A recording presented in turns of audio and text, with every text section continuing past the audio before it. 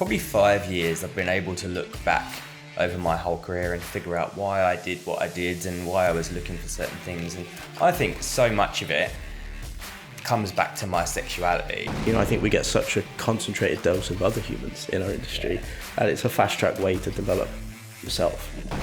The people who experience those traumas are now the salon owners, and they're like protecting their baby, which is the salon, and that's their means of income.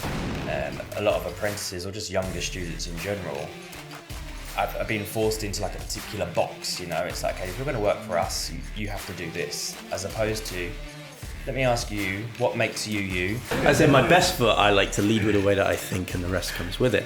I said, if the moment arises where I'm not accepted because of the way I look, then maybe I'm in the wrong room. But I'm really trying to focus a bit more on the lighter stuff, and it doesn't mean about small talk or talking about things you don't care about, but humour, lightness, positivity, like life's fun. We can take ourselves far too seriously sometimes. Really struggling with it. Like I'm trying to like move away from the service provider type of level, and for me, building my personal brand has been really important in that, because now the clients that come to see me, they respect me on a brand level. Yeah. But purely because there's a level of excellence that I want to work to, and a standard that I hold myself to, as a technician. Hair is a very, very powerful tool to make people feel better, to make them feel themselves. It can serve a purpose, but if that basic foundation of self-esteem and self-compassion isn't there, like, it's very hard to make somebody happy. People put far too much emphasis in their hair to fix all their problems.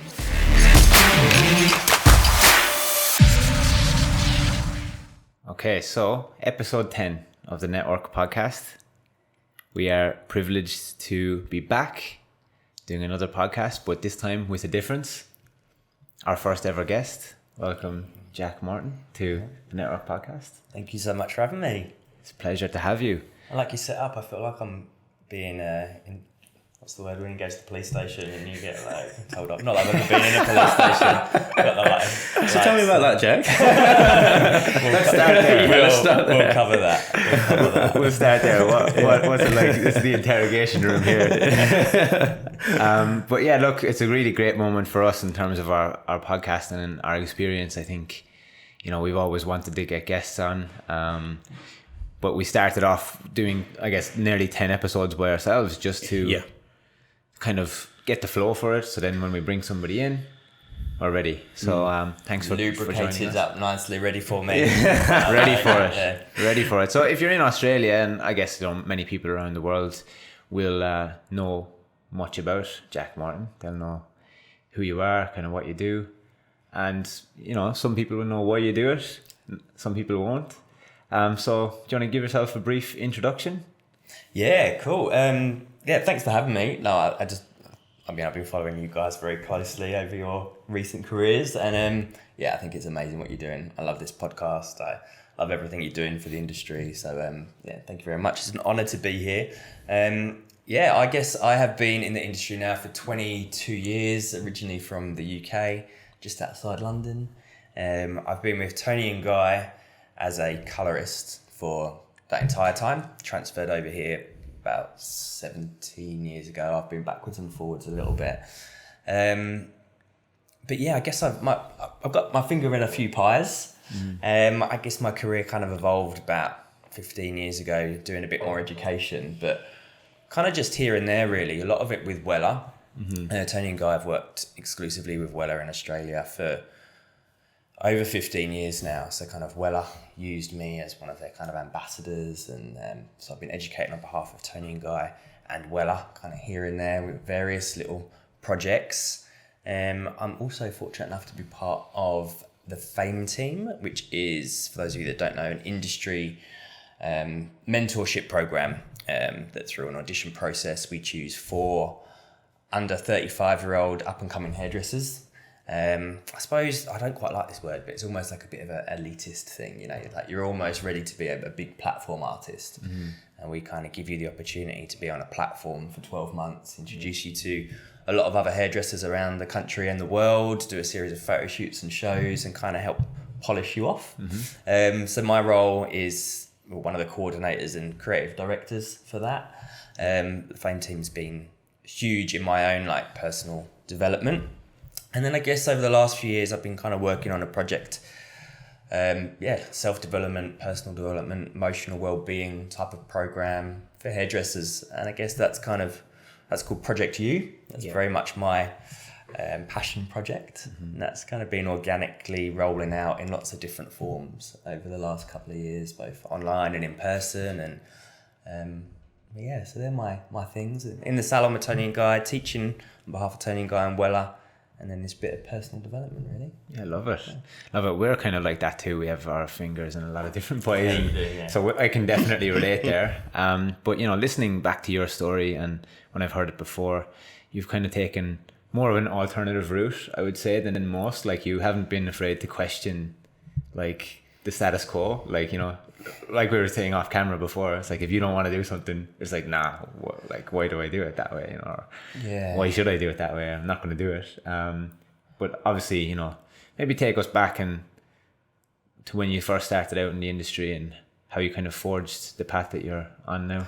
Yeah, do you know what? Like, I know you guys like a bit of a deep dive, so I'll get like deep from the start. Yeah, let's get in. And I think it's really beautiful to get to this stage in my life. I'm 39 now, but definitely over the last probably 5 years, I've been able to look back over my whole career and figure out why I did what I did and why I was looking for certain things. And I think so much of it comes back to my sexuality of being gay, and I suppose being a very sensitive person and being kind of very confused and not quite fitting in from a young age, and having a lack of self-awareness, and that like looking for answers within myself, and hairdressing being able to, I suppose, provide me a safe place to kind of do that.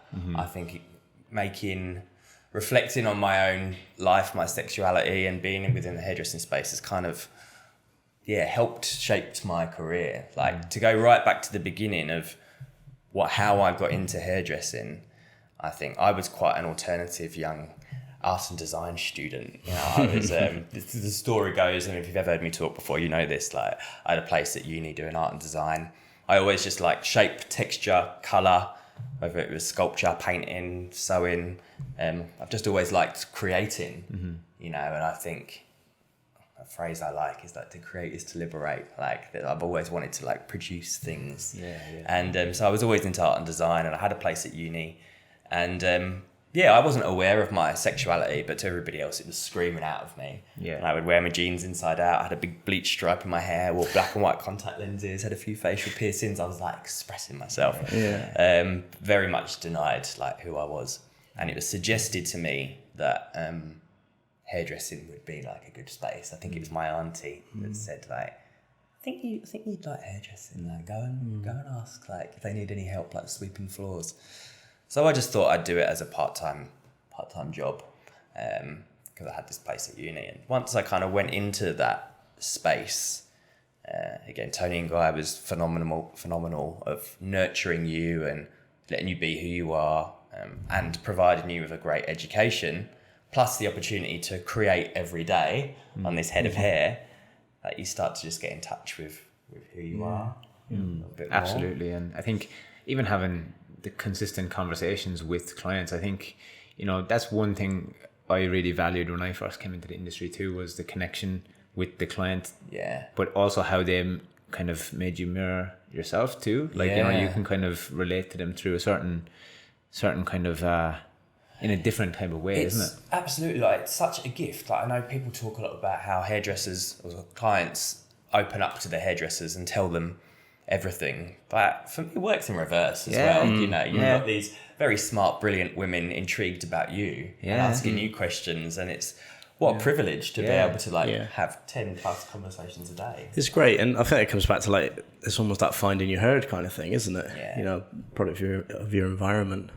Do you feel that was what happened when you got into hair? Do you feel like you found your environment a bit more there? Oh, absolutely. Yeah. I always say as well, like when I'm at work, I am like my most authentic self. Okay. Because it is such a safe place. Right. And you've got this intimate setting of like one-on-one. And I'm quite aware of like, I really avoid small talk as soon as I kind of start. I wouldn't say small talk, but I don't put on an act.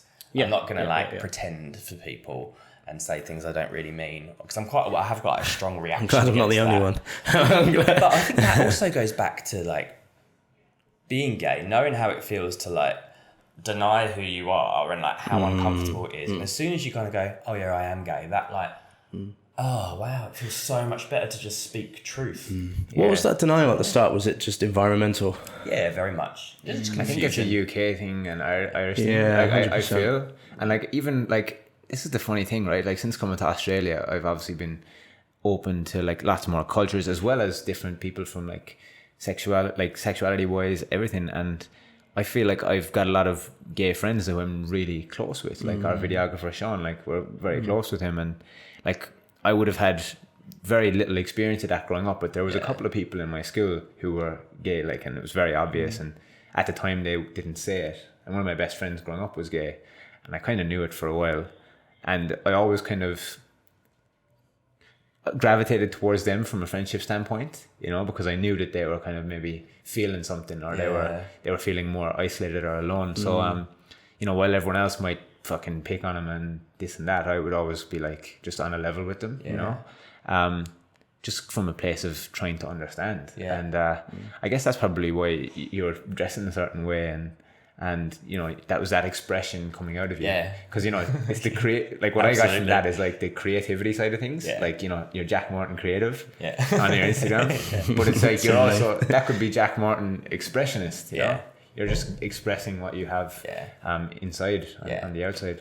I mean, that's the whole thing about like, you know, stereotypically about gay people being more creative, because it's like, you deny a certain part of yourself, and then it like just explodes out of you in another way.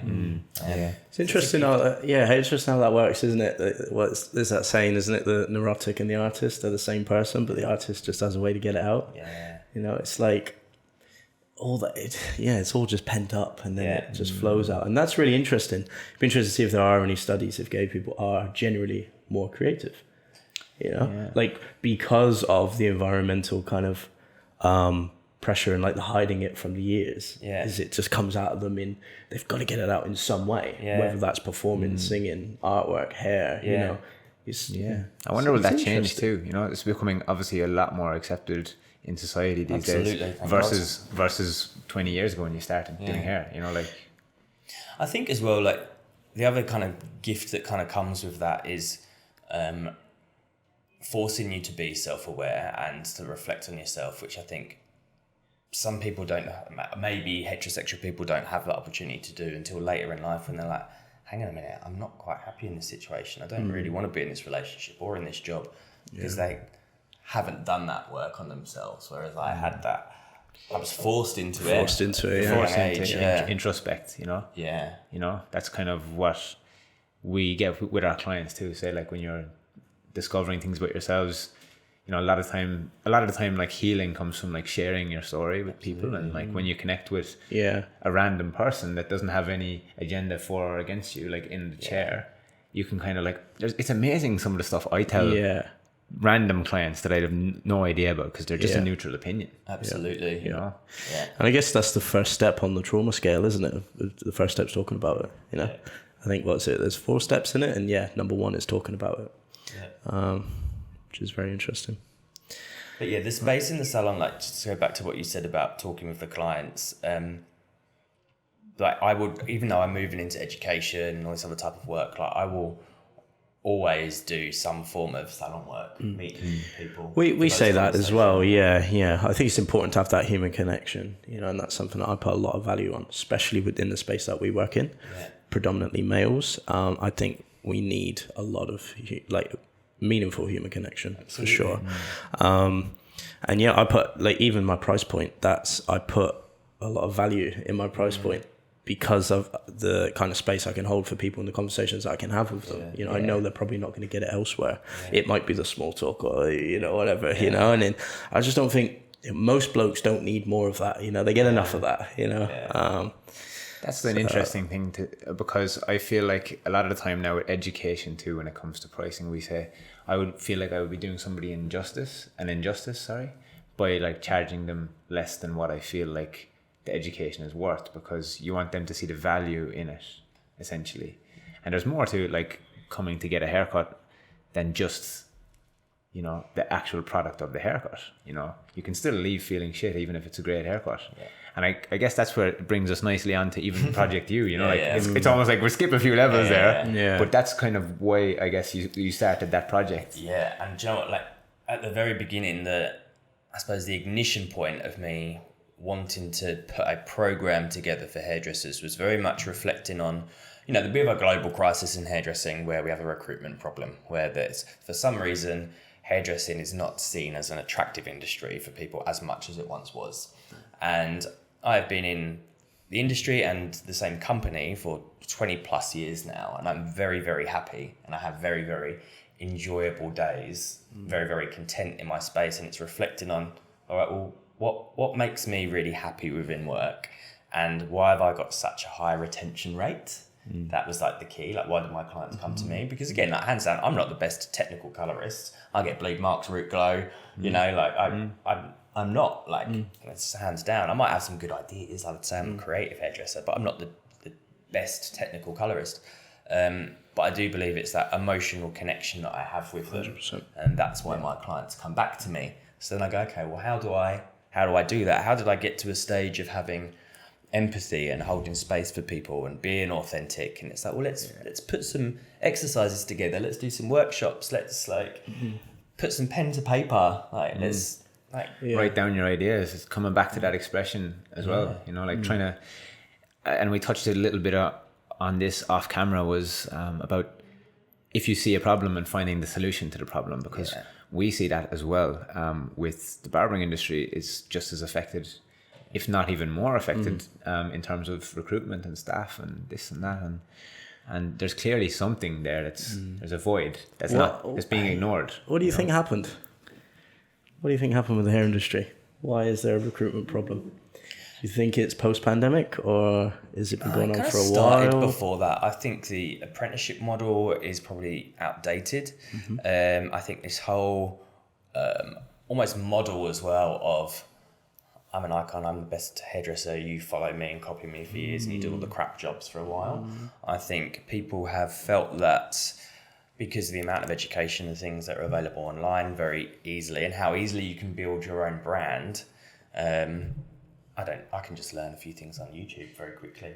And everybody wanting everything very, very quickly. I can set up my own Instagram with my own branding and learn a few things. I don't need to like wash hair for 3 years. So I think it's the way we treat apprentices, and also the younger people wanting things very quickly without doing hard work. And there's that big, somewhere in the middle is where we need to meet. Amazing. Absolutely. I totally hit agree. The nail on the head. That's what we always talk about. Sure. And like, I've had a very alternative route in my career too, in terms of that. Like, I didn't go through the apprenticeship program, and I didn't get subject to maybe some of that trauma, you know? And I feel like I've had this recent theory where I'm kind of trying to piece it all together. You know, I'm gaining information from all the different sources and trying to figure out where did it all go wrong.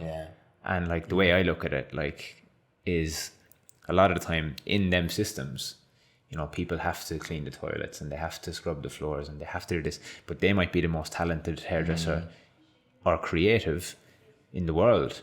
But their boss, who is passing on their generational trauma, is holding them in the position that they were once in. Absolutely. And they're not ending it where it needs to be ended. You know, they could stop it there if they really wanted to.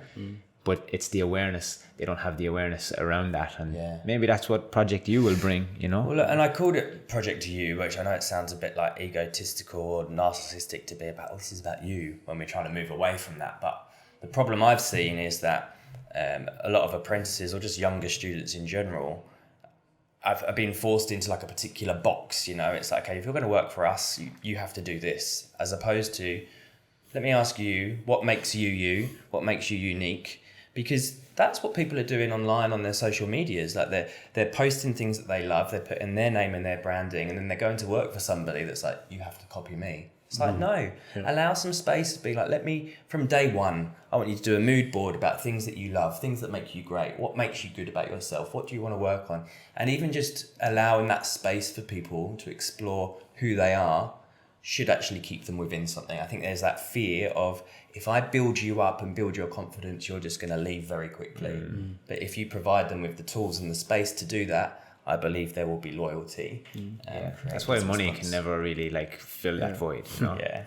I think that comes back into, we're almost going into the world of better leadership now. I think that Simon Sinek talks a lot about that. You know, a great leader will find all the good things about you and push you towards them. And I think that's where it hasn't happened before. And maybe there's a bit of an identity thing, you know, tying yourself, okay, I'm a hairdresser and I do this and this is the model, you know.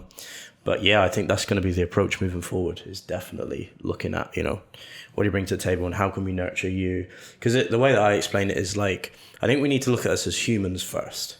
You know, everything else comes on top of that. The hairdresser's next, and your hobbies and stuff like that. But you are a human, and let's nurture you and make you grow as a human.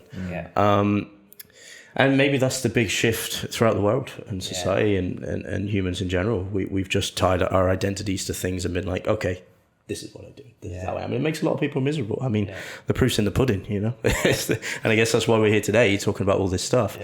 If there wasn't a problem, we wouldn't be here, right? So even reflecting on those simple questions of like, when are you at your best? Like, what is your best? What does that look like? What does that look like? Like, lean into that. And then the problem with even answering those questions is the noise that we have around us, how we just plug ourselves into media, or even as hairdressers listening to other people's stories all day, every day.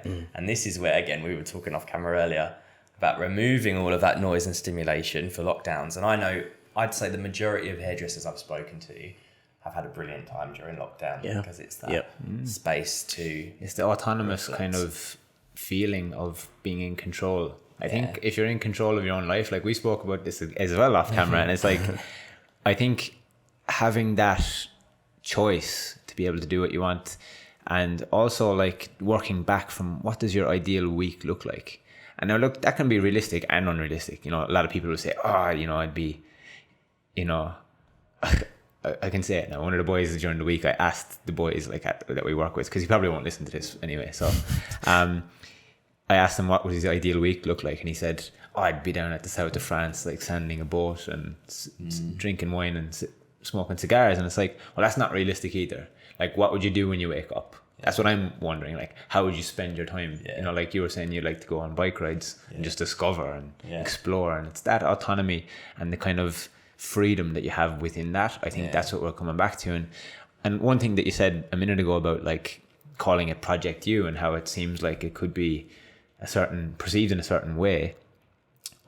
We always talk about it like in our podcast too, and it's like you have to start with you before you can be better for anyone else. It's like when the plane is going down, that's how oxygen mask you have to put on that oxygen mask for you first, yeah, and then you can be better for everyone else, and you can recognize it in other people, and help them in a more positive way. We're really passionate about that. Like, it is, you know, I think one of the cliche things you ask, oh, why'd you do hair? Oh, I just love making people feel great. It's like, that's good, but what about you? You know, and I can't remember who I heard it from. It was another hairdresser, and they were like, you never started this for somebody else. You really started it for you. You did. And I think that's another thing. We probably haven't put enough focus on that. Because like Owen said, you know, the better we are, the better we can be of service for others. And it's all for other people. And I feel like a lot of hairdressers, especially like, you know, the way you were kind of referring to, like, here's the top of the best hairdresser in the world and here everyone else should follow me. I feel like sometimes you can get caught up at that top part and think that nothing else matters. But underneath is a lot of, the majority of the industry is underneath that plateau or that kind of platform. And there's a big self-esteem issue there with people, and they're not charging their worth. And then they don't see it as a career path. They just see it as a job, like 5 o'clock here I am, I'm gone, like no passion for it. It's just, and they don't feel like they have the confidence to get out and try something else. Like, it's not putting yourself in that box, like you said, you know, and questioning the blueprint always. I think that's been one of the issues in the whole like hiring problem right now, is in the conversations that we've been involved in, that it's almost like they're trying to make it like a job role, you know. It's like, how do we fill the roles? It's like, oh, It's not Coles. We're kind of gonna just fill the role, you know. Yeah. It's like this takes a very particular type of person to be in this industry and perform well and be, you know, successful in however you see success. But I think that's been one of the issues. Maybe it comes from the TAFE system, is how it's kind of marketed to us and set us up to be, okay, now you're ready to do the job. And that kind of, I feel like that dilutes our whole industry. It kind of waters it down a little. You know, it puts a bit of a just got ceiling loads on of people creativity just too. filling the role. You know, Yeah. I mean, look, there is a market for that. Again, I guess it depends what the consumer thinks hair is. We're going to cater for everybody, but to me, I just feel like that dilutes it down. And I guess that's why we're so passionate right now about trying to show people what else can be done as a creative person. It's not just about the cutting hair, you know, even stuff like this, the media, the photos, the training, everything like that. And just developing as a human. Yeah. You know, I think we get such a concentrated dose of other humans in our industry that it's a fast track way to develop yourself. Yeah, that human development is what's missing from the early stages of apprenticeships and schools. I can't remember having those conversations, the human conversation, should I say, the emotional stuff, that happens in the pub after work. That doesn't happen like within the schools. And that's, I think, the problem. Yeah, I think the open and honest communication maybe Yeah. between everybody, because I totally get that too. Yeah. And it's like you're putting on, this is the thing that I have an issue recently. Something just clicked into place with the whole role model thing. Like I just don't like that word, like role model, because it's an assumption that you're putting on an act, like you're playing a role. You know, even though it's just something that we've been programmed to say, it should be being an example, not necessarily being a role model. You know, I guess as an example, you fully embody it. You know, because you're living. That's how you live. You know, you are it. Yeah. Like you said as well earlier, like there's no other version of you. You know, like what you see is what you get. Very similar to us. Like, you know, we don't go home after this podcast and just start thinking other things. You know, like these are the conversations that we have. You know, maybe not this intense all the time. You know, but like it's close. It's close. I was thinking earlier, like listening to your podcast, like you're the type of boys that like we are all probably the type of boys that you go to a party. You end up in the kitchen just having like a real big real D&M. You're right, like no, I'm on a good one. I love a good D&M. No, absolutely. We love them too. That's why we started the podcast, because we were having these conversations on the phone and we were like, we need to share this because the more people we share it with, then you can actually change. And it starts small. I think a lot of people get scared with that too, you know, like they're scared of sharing their story and their truth because they feel like it's going to be judged, and they don't know who it can affect. Even if it's only one person, it's worth sharing. I think that's something we need to incorporate into our kind of human development stuff, is just trying to get rid of that judgment. You know, it's rife throughout our whole, it's just society in general, isn't it? You know, Western society, I guess there's a lot of judgment.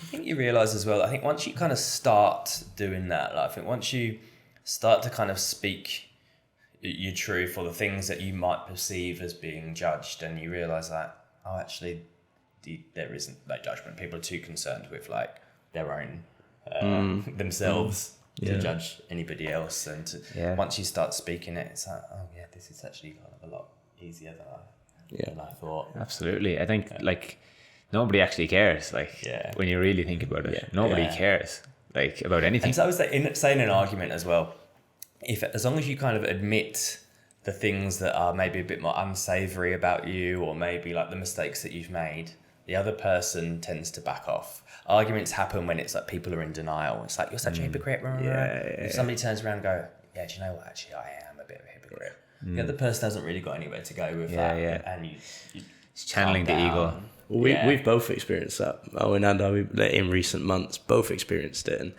you know, it's something that we spoke about for a long time, but then it presented itself and we had a chance to exercise it in two different scenarios. And you're exactly right. It's like, where do you go from there? You know, it's like, okay, yep, I did that. Oh, okay. And then it's back to... Okay. I listened to a great interview yesterday with like Brene Brown. Okay. Amazing. She's great. She's so phenomenal. And what I really like about it, I'm going to go off on a tangent now. What I like about her is, you know, she looks at the science and all the studies, but then we'll also kind of have this not counteractive like angle, but then she'll talk about her own personal experiences and how she's not quite there yet, you know. So she's like, I've read the studies, blah, blah, blah, but these are my experiences. But she was talking about cancel culture, right, and like where that comes from. And she was saying how I believe we're really bad at holding people accountable. And holding ourselves accountable. So say if somebody fucked up, instead of saying, I just want to take you aside at the moment, I need to just let you know that these actions have done this, this, and this. Can we have a sensible conversation about it and allow the other person to either defend themselves articulately or back down? So instead of being able to have that confrontation, we just blast them with like, I'm going to cancel you, I'm going to like throw abuse at you and write these things. It's rationale, isn't it? I think, I can't remember who it was. I think it's Steven Pinker or somebody like that. He's just been on Joe Rogan, and I haven't watched the full video yet, but the title is What's Gone Wrong with Our Rationale? Where's it gone? And it's even just, let's look at what's happened in the last 2 years. We haven't been able to have that open conversation of like, this is what's happened. Let's all have a conversation about it. It's like the whole, I was always taught in hairdressing, you know, you're trying to formulate a color, like 3 heads are better than 1, right? Oh, and what do you think, Jack? What do you think? What do I think? I don't have to use your ideas, but at least we can come to a kind of, an endpoint. So.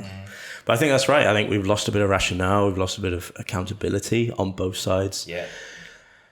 Then it's, where's that come from? Is it the internet?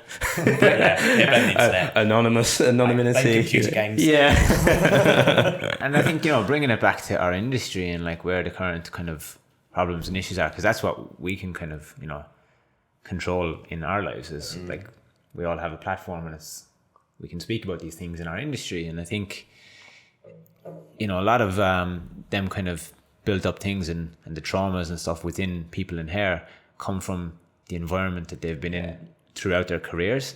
And now is the time, okay, we can change it.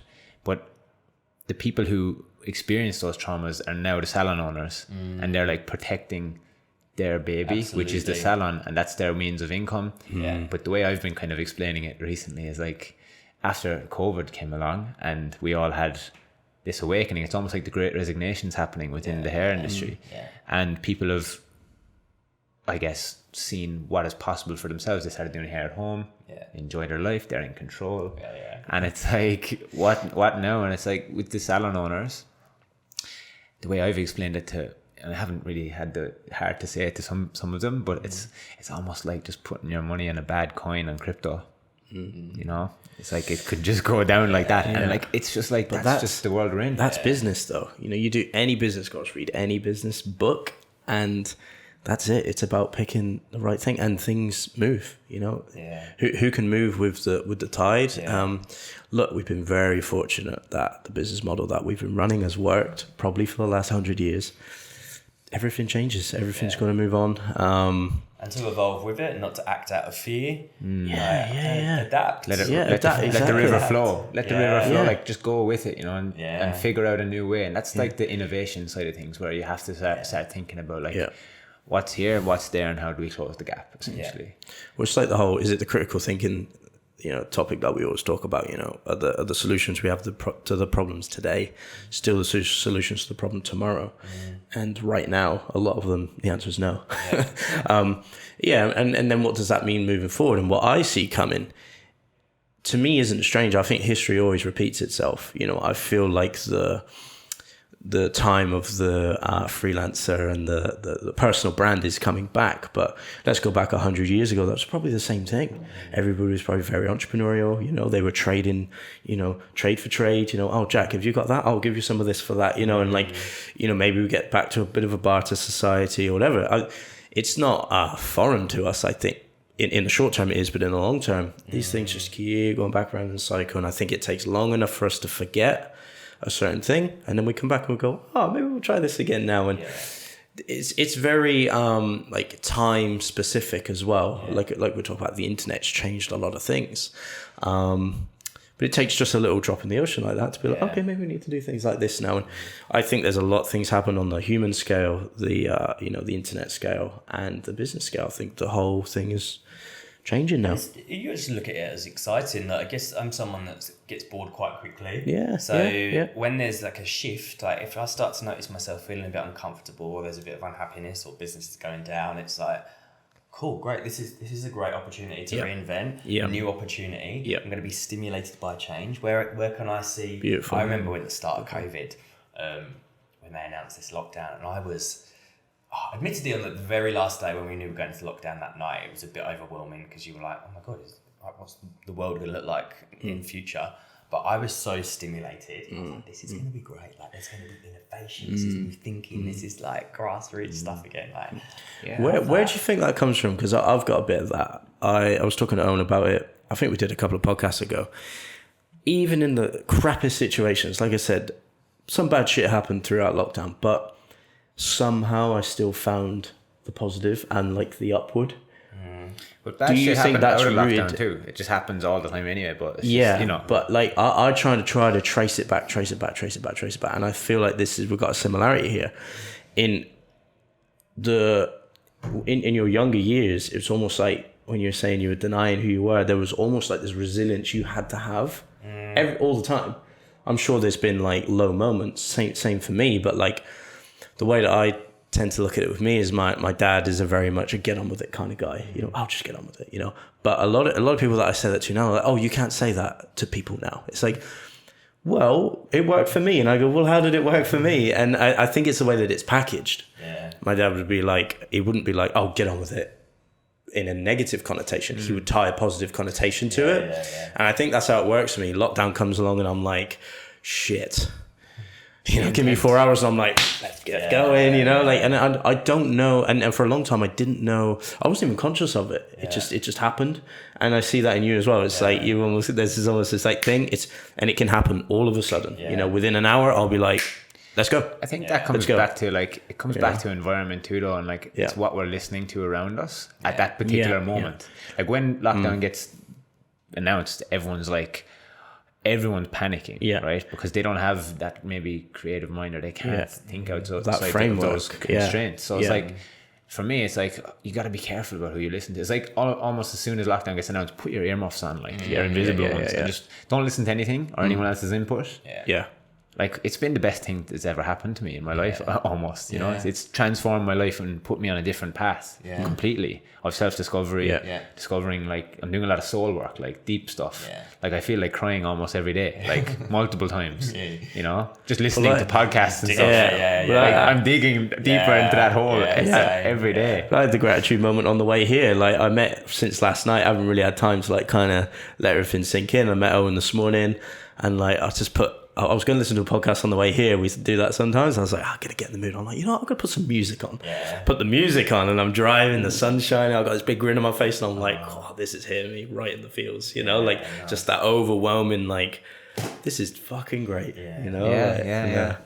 It's like discovering things about yourself, because like we touched on again off camera earlier, there's should have recorded that. Maybe we should have. This is where we need a videographer with us to just capture stuff.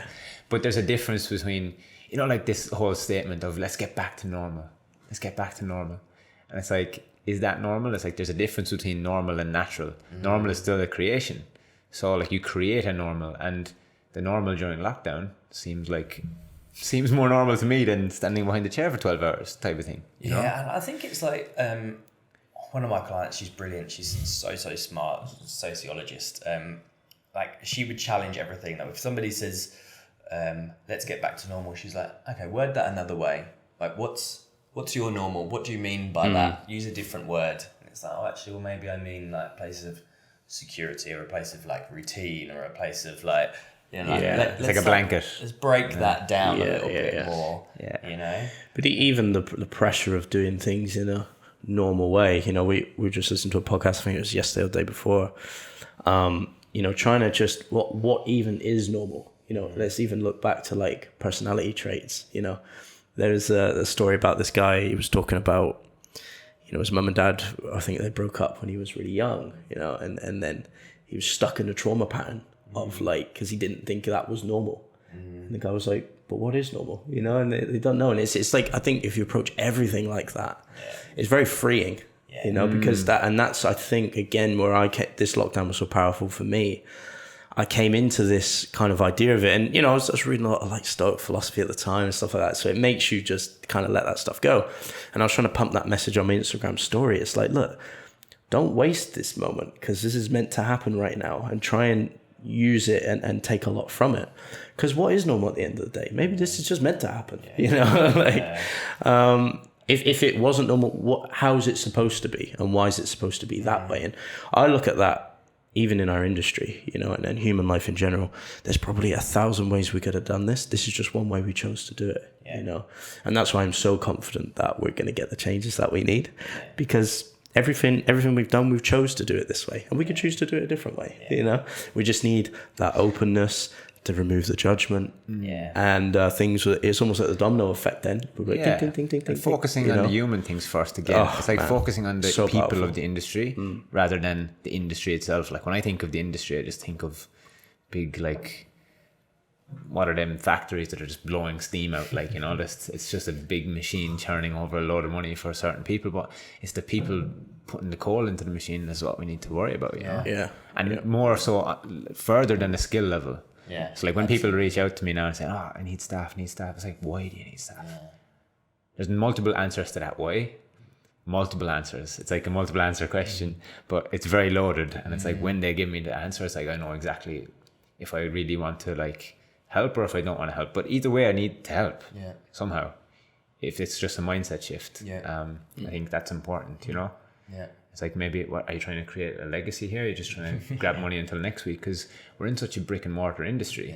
People have a really difficult time thinking about the future, like, and working for something that might not necessarily materialize for a long time, you know?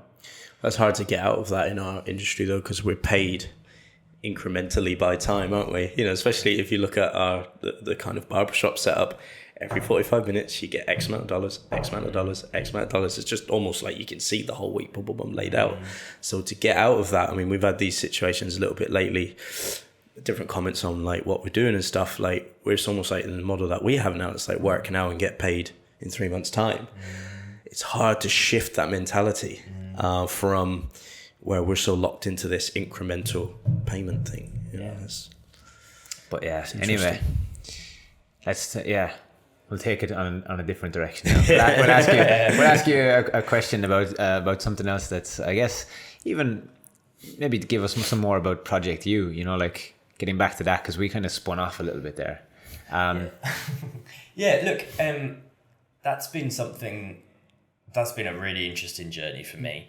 Like I said, wanting to pull together a program for other people, but that's very much about me kind of taking myself for a bit of personal development and kind of wanting to put like a to Z kind of like structure to something. Like I do, like you boys, I listen to a lot of podcasts, do a lot of courses, read things, and you can get into this self-analysis spiral and, you know, there's no beginning, there's no end, and it all gets a bit jumbled and a bit messy. And I think what was really beautiful for me about Project U is thinking, what's the end goal, and then what's at the start, and then what order should I put things in? And that's probably been the most beneficial part for me with the program, is realizing that the aim of the program is to kind of build empathy and connection with the client, because it's connection that I suppose creates business ultimately. So let's work backwards. And what's the first step to like, how can you teach empathy? And it starts with, building the self-knowledge and the self-awareness. Let's sit and create the space for you to reflect on yourself, starting very small with, even, like I said, when you're at your best, even like, what are your favourite colours? What's your favourite music? What song makes you feel like you? What outfit makes you feel like you?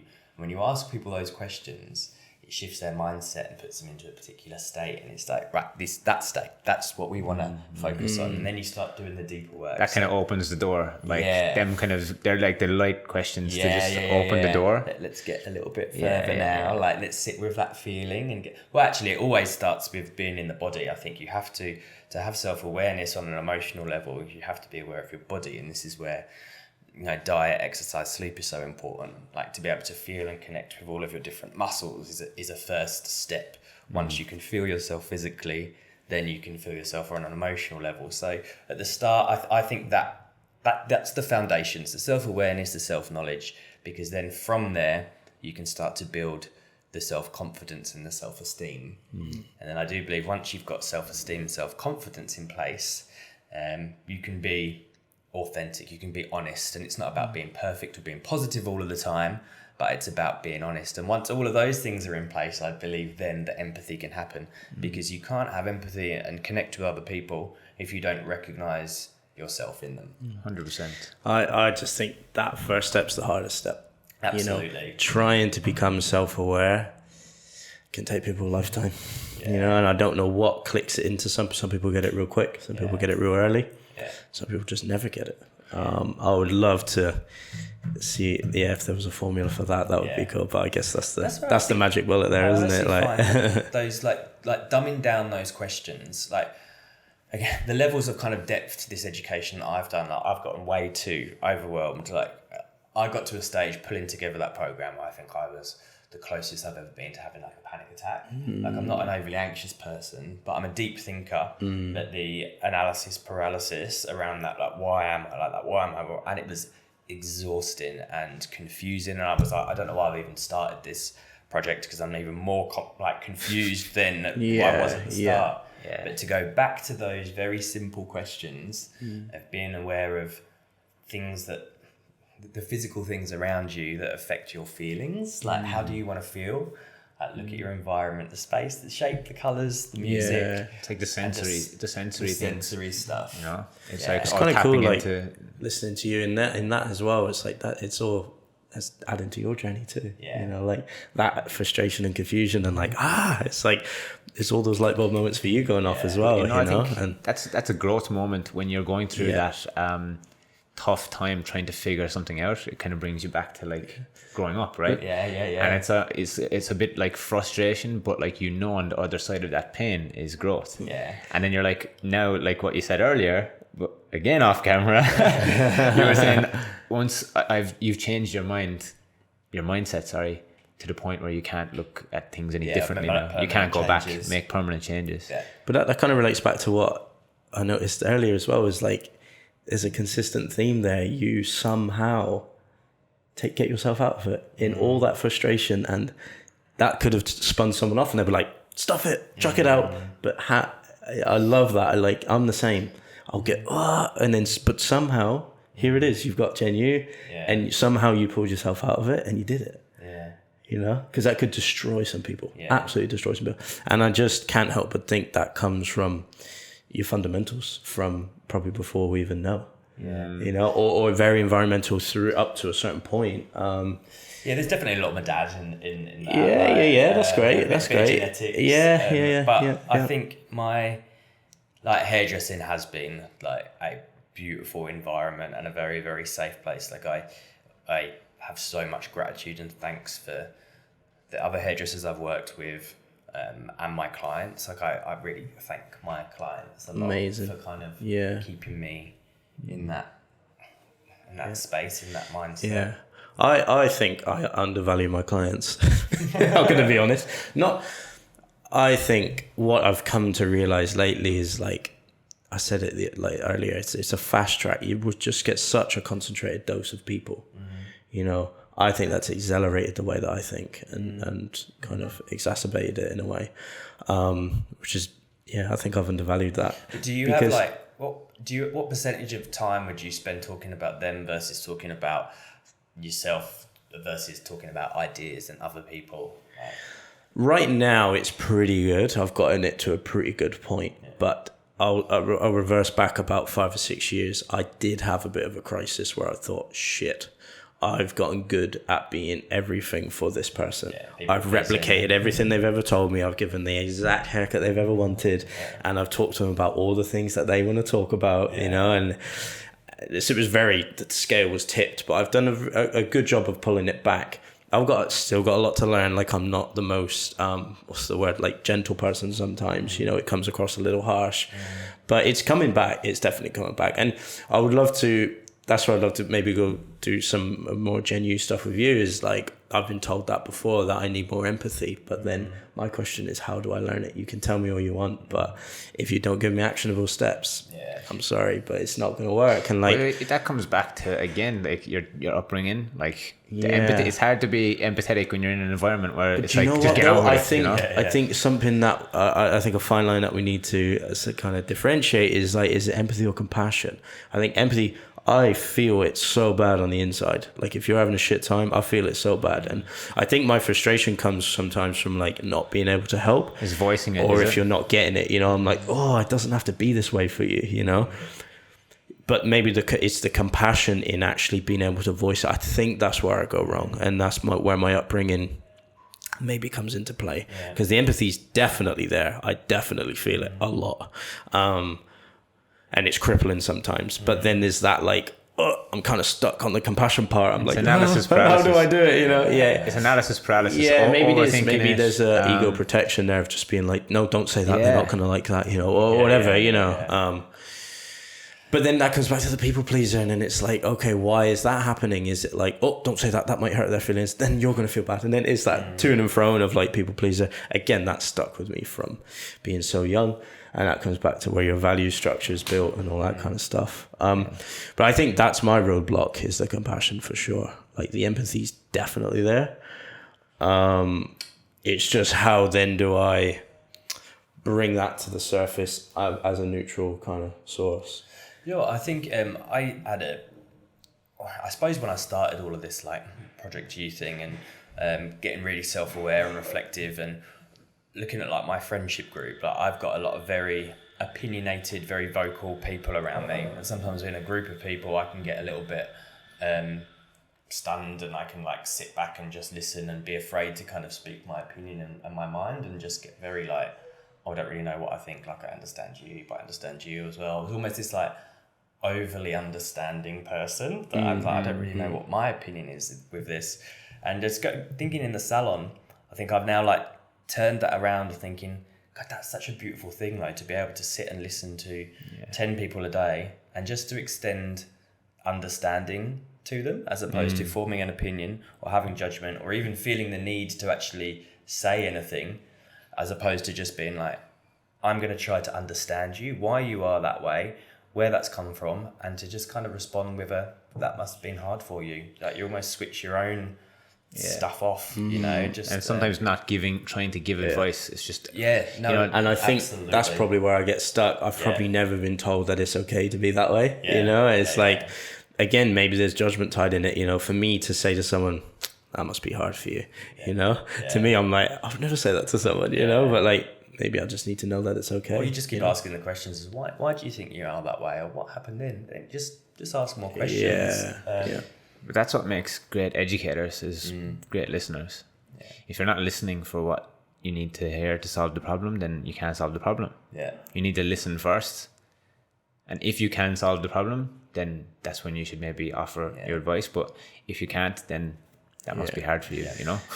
And that's what I think is hard for me there. You know, I always feel like I need to have a solution. You know, if I think I have the solution, I'm like, what? Then they don't get it. I'm like, oh, you know, but then that probably it doesn't have to be this way for you, you know? Like, but then it's reflecting on your own growth. Then it's like, has your growth come from other people giving you the answers?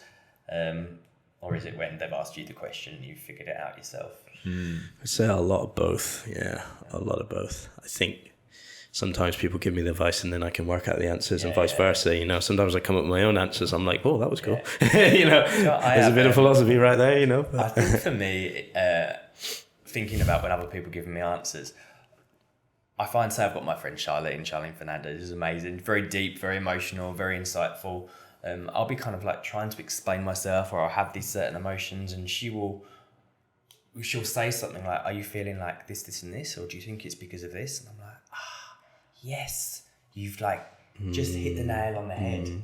So I feel like a lot of my growth has come from, I suppose that's what happens with the clients, them kind of being able to see me, and they've described me or my situation in a succinct way, or used some particular words that I've learned something about myself, but because on some level I already knew that, like I'm like, oh yeah, that's what I'm trying to say, that's how I'm feeling. Thank you. So you do need other people to give you a response, or it can be very helpful, should I say, for other people to give you a response, but you have to kind of like sit with the feelings.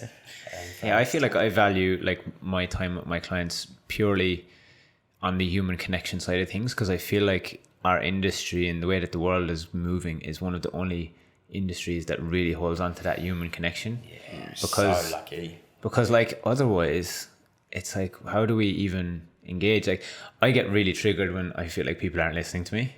Same. Like it triggers the fuck out of me. It really it gets me like bad. If my friends aren't listening. If someone's on their phone and I'm talking to them, and I know I catch myself doing it too, because sometimes I'm sending a message and Lee might be talking to me and I'm like, I'm triggering myself. I'm pissed off at myself. But in that, when you're doing someone's hair, they're in their most vulnerable position. Yeah. They're just a bobblehead, and they, if you engage in an engaging conversation, you're more than likely, there's something distracting going on, so that the deeper stuff can unravel. Yeah, totally. And I feel like the human connection side of things is really what I value the most. And I feel like I'm in a very privileged position now that I've put myself in with years of hard work. But like I kind of get to choose who I see now in terms of my clients. Yeah. And some of them are just like, I don't get the deep stuff out of them, but I just enjoy their company. Yeah, or sometimes I look at my energy like it's an iPhone battery, I can't just give every single conversation can't be a deep and emotional one. But once in a while you might tap into that with them, and then the next time they come and you don't speak at all. And that's fine, because like the people that you're actually friends with, if you're really good friends with someone, you can just sit there in silence and you just enjoy each other's company, and you know when that other person wants to speak. But it's listening to, and it's watching too. It's not even just the listening, it's the visual, like seeing and reading the energy. I think emotional intelligence is something that we need to teach a lot more in our industry. You're so right about the deep thing as well. Like, I love a good D&M, but I'm really trying to focus a bit more on the lighter stuff. And it doesn't mean about small talk or talking about things you don't care about, but humor, lightness, positivity, like life's fun. We can take ourselves far too seriously sometimes. Like our industry should be fun, should be light. Like we can access things that are useful to us when we're in a lighter, more playful mindset. And I think that's something that I keep coming back to with any personal development work is actually you're at your best when you're being a bit silly, when you're having fun with your clothes, having fun with hair. Like, you could teach us a bit of that. Honestly, like I started this business course last week, and they gave us this task to like score the different areas of your life out of 10, and I had to score like my fun level out of 10 as a 1 out of 10. Yeah, wow. And that was me being really like self-aware and honest. Yeah. Because I've got to this point where I'm in this toxic masculinity type of race against myself, and it's like I'm forgetting to have fun. I feel like you're being a bit hard on yourself there, though. Like maybe I think we need to define fun. Like, and this is where I struggled when you said that to me. I was like, well, see, fun for me, it depends what you mean. Are you just bloody jet skiing out in the water somewhere? Like, is that fun? But why is the jet ski there? It's like a drug. I'm right? thinking of kids, not the problem, kids fun, but like kid fun, where it's like you're not thinking of anything. Like you said, getting a bit silly, dancing. Yeah, like, when did you stop There's like a freedom that comes with that. Allowing yourself just to be. I don't like doing anything like that. That type of fun. Yeah. I love doing this. To me, this is really fun. But that's what I mean. It's like, that's where I kind of come from, the approach of like, I'm trying to enjoy my moments, and this is fun, and I'm going to count this towards my fun points. It's like, this is it. This is what I really enjoy. And like, I'm going to go home probably feeling like I had a little holiday because I had a great chat today. It's like, but let's get back to talking about the experience with the client. Where does the haircut and the hair color come into it? Because I think we're unique in the way that we think. We're relating a lot to human connection and meaningful connection. Where does the haircut fit in all that? And what does it mean? What in the colour? Look, so I suppose how I approach colour and... Look, on one level, I guess my colour is always going to be there to make a haircut look more 3D. It's there to emphasise, add drama or soften something out with the haircut about suitability. But when you're talking about suitability... I have a bit of a problem with those kind of rules around, skin tones, eye colour, face shape, and a certain colour suiting them. Because do you know what? Like, it's about how you feel and what you want. Like, if you want to dye your hair red and it's just going to make your face look really more red, but you're in that space that like, I need to do something different. I love that. Just go for it. I've all had stupid haircuts that haven't suited me, but I've loved them. Yeah. So a haircut and colour will serve a purpose in a different way other than just making your face look longer, shorter, like warmer, cooler, like just it's about where you're at emotionally. So we just developed what we call a guest guide, right? So it's going to be, because we thought, just educating the professionals is not enough. We need to bring the client with us, right? So we have this kind of guest guide. It's not about knowing like how to cut hair or how to cut or what you need and blah blah. It's just how to think about certain things. Yeah. And there's a thing that I put in there called, but exactly what you just said, the aesthetic ideals. And I like to think I coined that term, but but I put it in there and I bring it up a lot. And it's like, because it's a rule book. Somebody made it up. And just by aesthetic ideals, whether it's the mind's eye or whatever, there are just some things we like to look at. There's a reason that bowl looks nice. It's finished beautifully and it's shiny. And our mind's eye just likes it. I don't know why. You know, we have linear patterns. We have light the way we have it. But there's nothing to say you can't go against that. It's the same with a haircut. You know, I say, look, it depends why you want it. If you want other people to look at you and go, that's good. There's a reason David Beckham looks good, because no one ever puts a haircut on him that's not going to fit the ideals, right? But there's nothing to say you can't go against it. And this is what I struggle sometimes when people go to me, well, what do you think suits me? Because I've never done that with my hair. I've seen a rock star or so-and-so and gone, that's what I'm having. Put it on my head. Does it suit me? I don't really care, you know, because I feel really cool. And like, so that's why I was saying, like, asking where does a haircut fit in? But because that's where haircutting fits in for me. It's fun, it's cool, it's cool. And that's how I grew up. I was really into music and stuff like that. And it's just a cool factor, you know? Like, so, and what does that person need at this time? Like, do they just want the same thing because they actually don't want to feel any different? They just need some stability in their life because they've got so much else going on. Or are they like, you know what, I need to change. You need to tell me what to do. And I don't always like that because it's like, look, I'm just going to project my taste onto you. But actually, in that moment, they need somebody else to make a decision for them. Cool, I can do that. I think that's where I fell out of love with sort of doing colour. I still love seeing beautiful colour and I appreciate it. I look at it, I'm like, oh shit, that's good. But I fell out of love of actually doing colour because it became so much about fitting this kind of image, you know, when the balayage came in and the face frame got stronger and all this kind of stuff. It was like, so I'm just tired of it. And now it's sort of, I see it spreading into the men's hair industry as well. I started offering colour services at studio. Not realizing that I'd run into the same issue that I used to have, which was like people worrying about their grays and what shade's going to fit their face and this. And honestly, I just had to say, no, I'm not doing it. That, not because I don't believe that that's what you should do. It's just, that's not what I'm trying to project. You know, I'm trying to encourage people to enjoy yourself first. You know, the gray hair is great. You look great with the gray hair. And I've said it to so many people and they're like, really? Oh, and it brings this lightness to them. And so now I've just tried to stick to, all right, I'm going to do fashion colors only.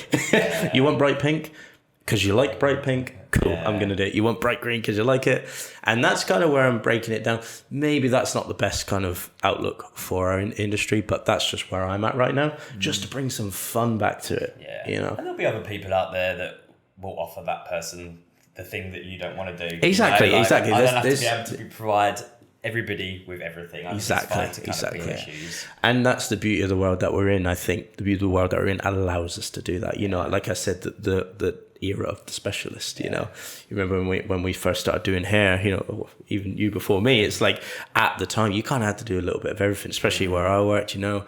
Hairdresser, you need to know how to cut and blow dry and perm and color, and you had to do a little bit of everything because the so-called specialist kind of wasn't around. You couldn't be like, I only do blondes. You're like, okay, well, good luck getting busy, you know. So I think, look, color's been an interesting one over these last few years, and it goes back to these like beauty ideals as well, where people are so much more educated and so much more exposed to imagery, obviously with social media, but how hair looks so much bigger and blonder than it actually is in the flesh, and there's this idea of beauty or perfectionism that isn't achievable in the flesh, and that I find that challenging because it doesn't exist. Like, I honestly can't remember the last time I saw this. It's going to be a bit controversial. Last time I saw somebody in the flesh with blonde hair that looked really good.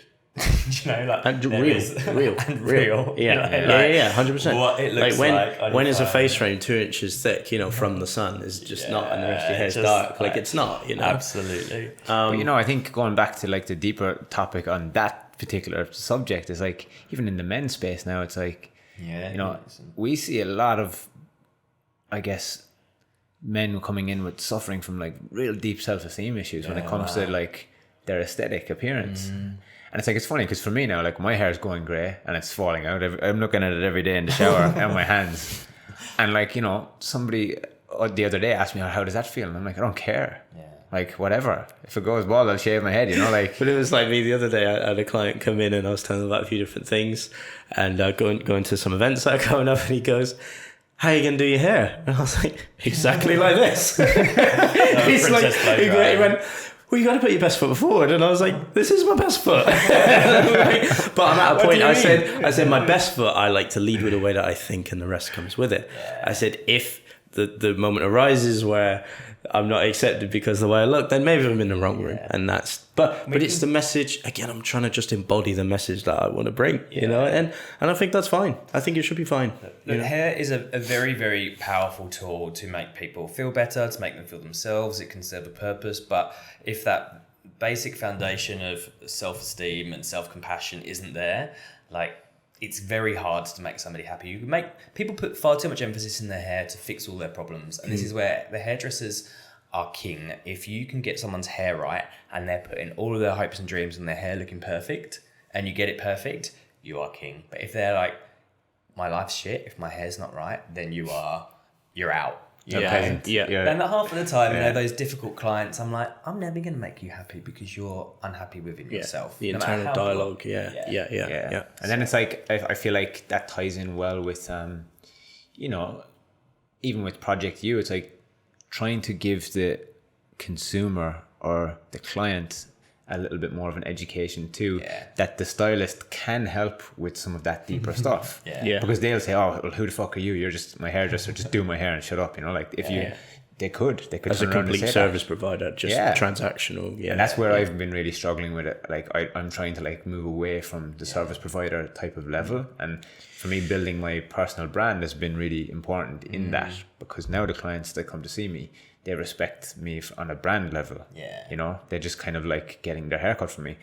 I very rarely get any kickback about anything. I express myself how I want to express myself now, to a degree. You know what I think I have to be quite conscious of though, is that I don't swing too far the other way, where I'm like, the hair doesn't matter so much because you're not happy with yourself. So let's do a bit of work on that. And if I've got a few bleed marks and broken bits around the crown, that doesn't matter. It's like, no, I still have to have as much care as possible with that, but know that it's not going to fix all that other stuff. But I need both. And that's really great, and that's where I get stuck as well. It's like the other side of it is being a technician, you know, being a well-skilled technician. You know, we know that the bleeds aren't right, but but it's not that you don't care. It's like, all right, next time I'm gonna nail it, you know. And it's not even for the person, then it's for you. Then you know, you're like, and that's where. I guess I'm pulled at both ends, you know. Someone's like, "Oh, this." I'm like, I really don't in my head, and that's where the empathy comes in. The compassion's probably stopping me, but I'm like, I know this haircut's not going to fix you, but it's going to be one of the better haircuts you've ever had. But purely because there's a level of excellence that I want to work to, and a standard that I hold myself to, as a technician, not about anything else, you know. But if you're to look at it like, you know, David Beckham taking free kicks, arguably the best to do it ever. He doesn't score every free kick, you know. And like, I think having the humility to say, okay, this color isn't exactly right, there's these marks here and there, but then being okay with that, and not letting that affect you. In it? Like, I was saying to a mate the other day about perfectionism, or like, I'd be bored if I was 100% happy and got every single color technically perfect every time, because I'd be like, oh, this is easy now. Like, I always want to see the room for growth and improvement. Why did that happen? Where's the lesson? Like, what could I do differently? Like, I think that was lockdown for us. That was my big realization, is that, and this is why the projects that we're doing now are so important to me, because it kind of got to that point. You know, I could execute all the haircuts pretty much exactly how I wanted to see them, and it was like, okay, this is a little boring now. You know, it's that question of what now or what then. But it got to the point, you know, where, and this, I feel terrible saying it, they go, jump out of the chair, oh, I love it, it's the best, you're the best, and I'm just like numb to it. I'm like, cool. You know, I don't want to be in that place, you know. That's it's not stimulation, just keeping yourself stimulated. Always, like, I think that's where, like, our power has come in education, and especially over the years I did a lot of kind of discovery in education, and I jumped into it very prematurely, only like 2 years into my career, and I started doing it. And I would always, like, if I didn't have the answers to the questions, I just didn't have the answers to the questions. I didn't assume that I knew everything, and I still don't. Like, I will say it all of the time, I am not the best at men's hair in the world. But when you package it all together, it's not just about the hair. No. Do you know it's why? about how you can. Huh? Do you know why? Why? Because you are. Because I am. But that's, you know, that. But I'll say it all the time. I'll just be like, I don't care. Like, you know, we do fade classes, and it's like I sometimes don't execute the perfect fade. But what is the perfect fade? Yeah. It's almost like breaking down that barrier of what is perceived as right or wrong. Yeah. It's like that podcast we listened to yesterday, brilliant, the day before. Oh, so good. And it's like this guy called Peter Crone, and he's like a deep kind of. How would you describe him, Lee? He's a bit. I'd say almost just like a mindset coach at this point. You know, from what he was talking about. Yeah. So he would deal with people like with addictions and stuff like that, and you know, the guy would be like, oh, you know, I'm addicted to smoking, or I'm an alcoholic, and he'll be like, oh, great. And then they're like, but like the ultimate reframe, you know. But like he's saying to them like, at what point did that not become okay? Like, just because it's not optimal for your health doesn't mean that like, who said that it's wrong or who said that it's right? Like, who am I to say anything? You know, like it's one of them things, but. I feel like that about hair too. It's just that's whatever. Yeah, like it is what it is. That's kind of where I'm coming to. Still.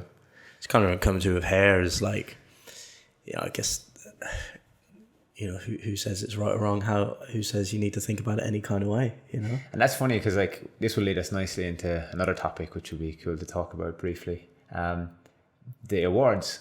Like, how does that make you feel? Yeah, I think that's nice awards? To build on the fun kind of thing. And And what does that mean to you? You know, like.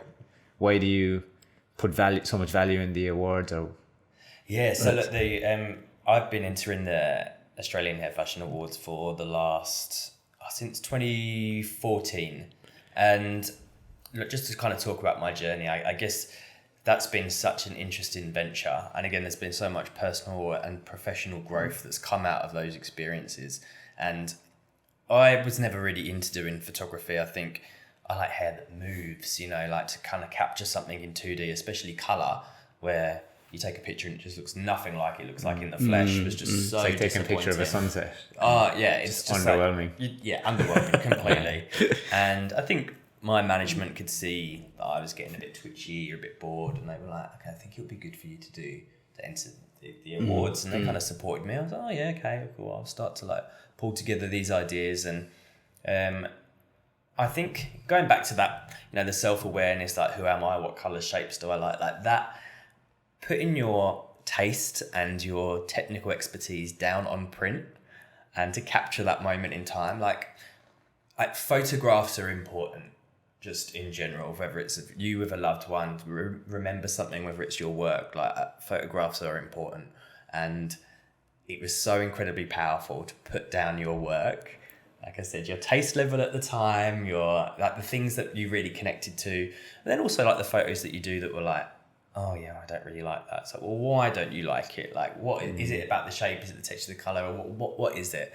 So you learned so much about yourself putting work in print. So yeah, I did that in 2014, and I was saying to you guys earlier, like I won in that first year, and it was all a bit of a haze. Like I was very confused about like how I felt. Like it didn't really mean much to me, and people were kind of congratulating me, but I don't know. I just didn't really think it felt like what I thought it was going to feel like. This idea of success, like what an accolade would give me. And then afterwards just was really flat for ages. Like, oh, what was that whole experience? But the lead up to it was fantastic. Putting something down in print as to who you are was the best part. The actual award side of it, the accolade, for that first year, I must admit, was just very empty. However, what slowly started to happen from there was, my name was out there a lot more, and these doors would open for me and these opportunities would come to me. And again, I'm going to go off on a tangent, but I think what was so important about that first award that I entered was my submission that I put in, the writing behind the collection, the concept. Like I'm a real conceptualist. Like I like everything to be really themed. It's quite deep and thought out. There was a PR company that read it, and the PR company were working with the Fame team at the time.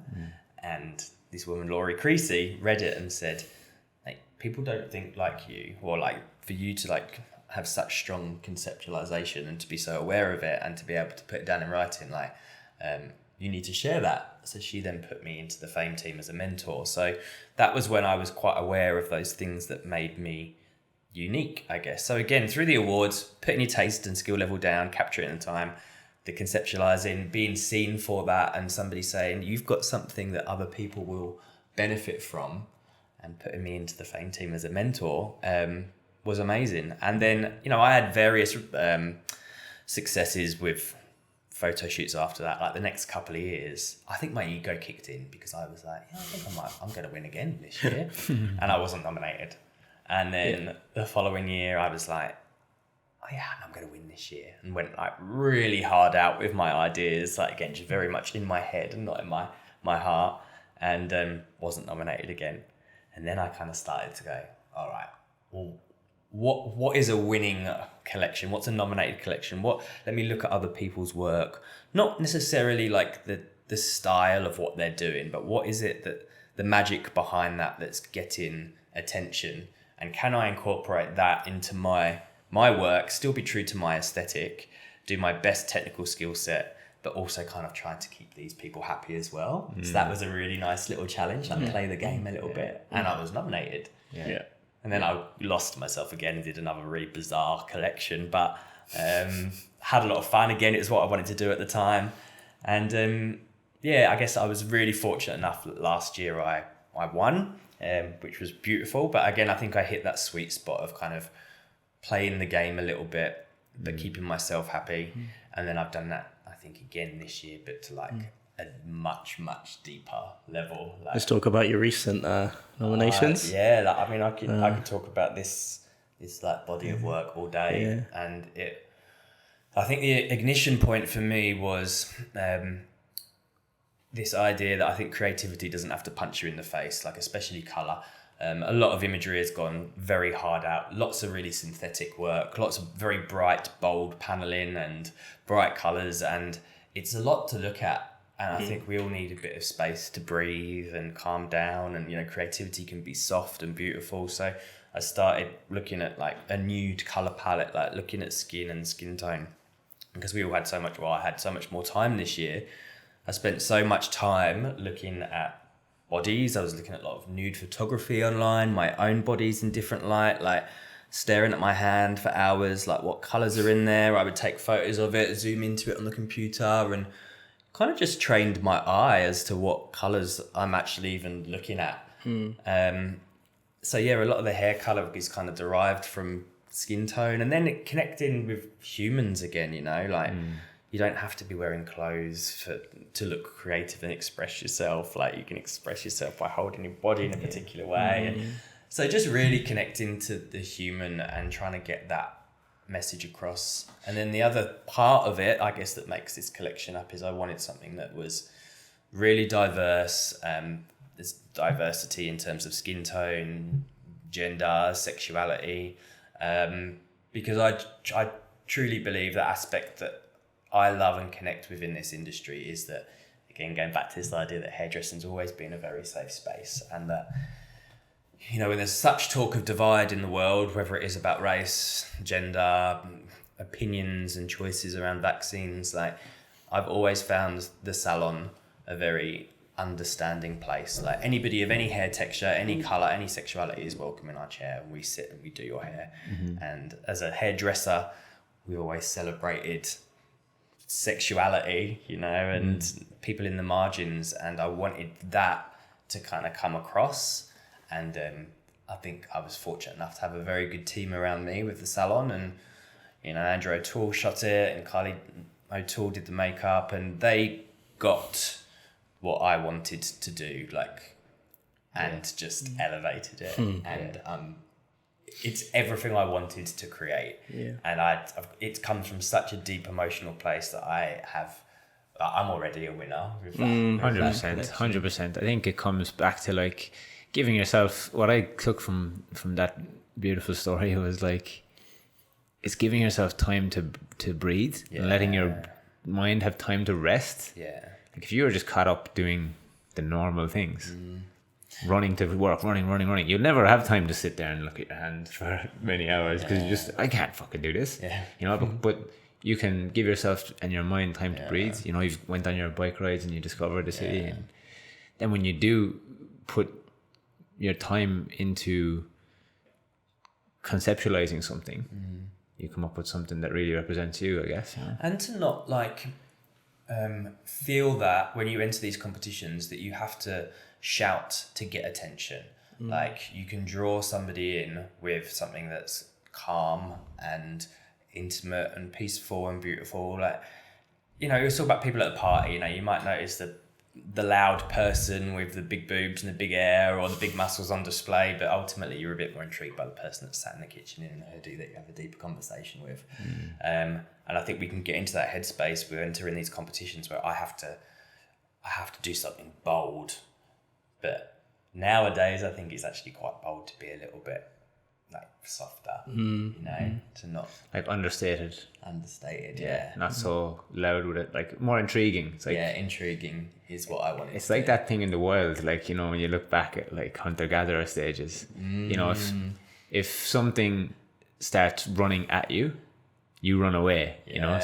But if another animal came out of the bush and you looked at it and it ran off in a different direction, you'd be more intrigued to like follow it, you know. It's like the both ends of the scale. It's like you'll be like, oh, what's going on here? I might miss out. Like, and you start following it. It's intrigue, and look, there's a place for it. And again, you look at the other work across all of the collections, but especially in colour and Victorian, which I finaled for. There's certainly a couple that I adore that are much more like they do hit you in the face, but you're like, wow, there's energy. You are inspiring me. You're stimulating. It's very, very much not to dismiss. I suppose I need to like reiterate, like that's just the space I was in. Like it's a that's moment what in time. I needed to do, and I will do the brighter work again and the bolder placement. But yeah, for me, it's what I needed to do. It came from a heart place, not a head place. It's great. It's a great stamp in time as well, isn't it? I think that's what we all need right now. We're in an overstimulated world right now, and like that, just looking at your collection, kind of, it's just like, it's almost like warm and fuzzy, you know. It's just like you look at it like, kind of like even the palette is like almost like looking at a warm light. You know what I mean? Like a copper filament bulb, like one of those. It's like someone's just looking at that, and you're like, it's nice to look at. You know, like. But the one that intrigued me was the braid one, the dreadlock one with the veins. That was clever. That was good. So you've already won then. You've already won. It's the first place for me. It's in the journey. But that's coming back to that. It is in the kind of journey, and I've experienced that. Like I've only ever done one proper like editorial collection, and for me, the most joy in that process was seeing it in front of the backdrop. Everything that I visualized coming to reality. Yeah, it's pretty powerful, isn't it? That months later, when the competition arrived and I got all these accolades for it, I was like, who cares? The most joy came from seeing something turn from a vision into reality. Absolutely. That was what got me. Like, and there's really important there getting someone who can see a vision as well, isn't it? You know, you could easily pick the wrong creative, photographer to shoot your stuff if they don't see a vision. You know. Do you know what like I said, I am a real conceptualist. Like my concept board is like, I think I had like 15, 20 pages on a PowerPoint. I have all my initial ignition images, and then I start to develop them. I have a page for each model. Like there are I have words, colors, shapes, textures, references. Like I try to communicate as much as possible in a lot of different forms to get that person to understand. I mean, it's like when clients bring in pictures of things, like it's so much more useful, as much as they might not be realistic. At least you're like, okay, you have some idea. So and I did that this year with my collections. On my hard drive, I've just got a file, loads of folders, everybody's name on it. Anytime I see something, I'll just boom, chuck it in the file, chuck it in the file, and then come the day, you've got like 30 different pieces, and you go, or I'd from one collection, I actually sent it to every model, the folder, and I was just like, just look through this. This is kind of the idea for you. It's powerful. It's great. And that point you said about the model, I think that's definitely a mistake I've made in the past of like, I've chosen a model and they're going to wear my hair.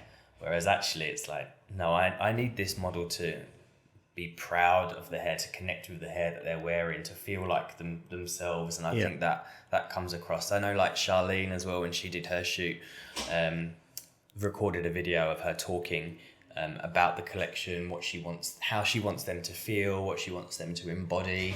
And like when you look at her work, like that very much comes yeah. across. Like when I was consulting with one of my models, well, all of them really, but I was saying, you know, how do you like to wear your hair? Do you feel more comfortable when it's on your face or off your face? Like, what are your parameters? Because they have to, like, do you want them on the camera just kind of wearing this thing, you know, like... It has to connect. There's an element of confidence that they bring with it, you know. It's getting the balance right, like in everything, you know, like that topic has been coming, that kind of theme has been coming back up again and again. It's like just getting the balance right between a lot of different things. You know, it's like you're putting this mixture into a NutriBullet, and you just need to get all of the components need to be correct. When you're doing a collection of 6 as well, there's a lot of things you've got to tick. That balance is hard, but man, it's rewarding. Or if you don't hit that balance, you learn why.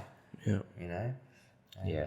And that's the thing. That's what I think as long as you kind of remain in that learning mindset, the student mindset, always, then you're never going to be unhappy, because it's really just in them moments, it's like expectation versus reality too, isn't it? When you expect a certain result, and then the reality of it is something different, you know. That's where the personal development comes in as well, though, isn't it? I think that's where these things are so powerful. You could just get caught up in your perfectionism and go, damn, I didn't win. But like, there's so much to learn from it. I've learned so much more from the work that I haven't been happy with as well. So something that I sort of like about competition as well, I've been a very competitive person since I was a kid, like sports or whatever. Like, it's not always about the winning. There's something in, but when you do win, there's something there that gives you a framework for life. And you think, like you said, going back to your collections, what was it that gave me that win? And it can strengthen you in the future, because something that it's almost like Stoic philosophy, you know, if you never challenge, you never know how strong you can be. And the same with competition. And there's something in getting a little win just does something later on in life. And it's not about like, I'm the best. It's like, it's what the human it makes you, you know. And I think for people that are afraid of competition or don't ever want to compete or think it's bad to compete, because some people think it's toxic. They're like, oh, there's no point in competition. Oh, well, you know, it's like, but I think you miss it. There's something in there that you might miss that can really help you develop as a human in the future. I think as well, like I said, for me, I am a winner because this is exactly the body of work I wanted to produce. But to get, I suppose getting the win would be amazing, but to have the other people love your work and to recognize it and to understand what you want to create, like that creates connection, you know, and that I think makes me feel like warm and fuzzy. It doesn't just, like, if somebody doesn't understand it, it's fine. It doesn't take away from the fact that I love it. I don't need other people to love it. But when other people see what I wanted to do and love it, I'm like, oh, great. I've got people around me. You know? 100%. Do you reckon that comes back to, like, again, your upbringing, like in terms of, you know, not being understood? Yeah, completely. And then when you went to the salon, you realized, I'm understood here. And then 100%. That's the connection. Yeah, absolutely. Yeah. It's mad, isn't it? How far back it ties, like and it still comes out today in our work. And it's like like I said earlier, when you try and describe yourself or try and say something, and they say, "Oh, are you feeling like this, and this?" and you go, "Yes." That's the greatest feeling. Yeah. And then the worst feeling is when they say. When you say no, that's not how I'm feeling. And you feel misunderstood. That disconnect. It comes back again. I feel like the misunderstood thing is tough. Like, and for us to really get across like our message in what we want to kind of do within the industry too it's tough. It is tough sometimes to actually conceptualize it and get it across all in a short space of time to capture people's attention. In the attention, when I say attention, I mean the amount of attention they actually have to give to that particular topic. And I feel like, being misunderstood is one of the things that really triggers me as well. It's interesting, isn't it? Like, it might be triggering, but I don't know if you should ever get rid of it. You know, there's something in there that I think, because when you do get it, it's sweet. It tastes so sweet, doesn't it? You know what I mean? It's like, yes, because without that, where, you know, would there be as much development, or would these ideas come out, or would you try as hard? You know? And then it's the whole transformation around understanding that whole thing about yourself. It's like, okay, I've felt misunderstood, and a lot of times I do feel misunderstood, but now how do I deal with that? Can I take a little judgment out of it? Can I do that? And then it's a power, like, that's a powerful thing to have. Incredible. All right, well, we'll get into one last question before we wrap up. Yep. This is a deep one. Like I reckon it's good though. You know, it's a good one. Are you happy? Very. Yeah. I'm actually like so happy at the moment. I'm anticipating the crash. You know, like I've been like the last few months. Again, I don't like strive to be happy all of the time. I just like to feel content. I like to develop understanding. I like to kind of feel a bit more steady, like that. But happiness, like in terms of like joy, I've gone through a really long period of being really happy. And actually, it's funny. I'll tell you a quick story. I was like, my crash came last week when my bike, which I bought 3 weeks ago, was stolen. Oh wow! And you know, I'd had a bad lock on it. I'd locked it in a bad place. I was just, and all day, just like really down on myself of just like, you're idiot. And I was like, yep, here we go. Here's the crash. You've had a good run for like 4 months of feeling really happy. You know, you're going to feel crap for the rest of the month. Then you start doubting everything.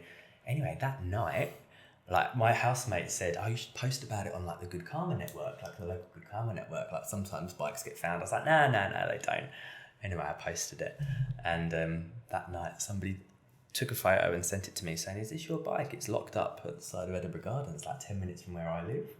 And cut long story short, I went, it was still there, called the police. I could prove it was mine, my receipt and the serial number. They got the bolt cutters, cut it off, and I got it back. Wow. Amazing. So like, I was then even more grateful. I'm like, oh my God, that's the best feeling, you know, when like you're just down on yourself and you think you've lost something. And like, so yeah, I'm back up there again. But yeah, I am very happy. Yeah, I think it comes back to like, you know, what I get from you is like that's that positive mental attitude always, you know, like towards any situation. Like ultimately, you know, even though you might have the little dip, it never goes below like a baseline, and then you just pick it back up again, you know. And that's to find the lessons and the opportunity and stuff. Yeah, that's great. And I feel like there's a lot of like, you know, there had to be a moment of transformation. Maybe it's just always been with you, but like the radical acceptance as well. You know, in the moment with that bike, it's like, you know, what's happened? You know, and I think that could help a lot of people. You know, what is normal?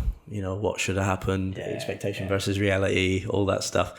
It would just be a bit more accepting of things and move through them. That lesson as well. What was funny with the whole bike thing though is for the last 3 weeks I've been going, that's going to get stolen. You're going to get that stolen. You're going to get that stolen. Maybe it was the energy, like, you know, totally. And it's so like crazy for me these days. Like I'm trying to consciously put a lot more trust in like just the universe in general. Like knowing that like, okay, your bike got stolen, but it was precisely what was supposed to happen. Because it happened.